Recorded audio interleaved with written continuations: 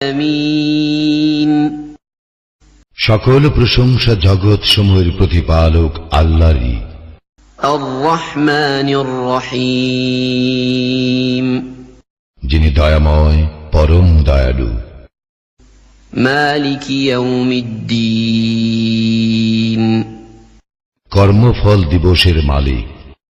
إياك نعبد وإياك نستعين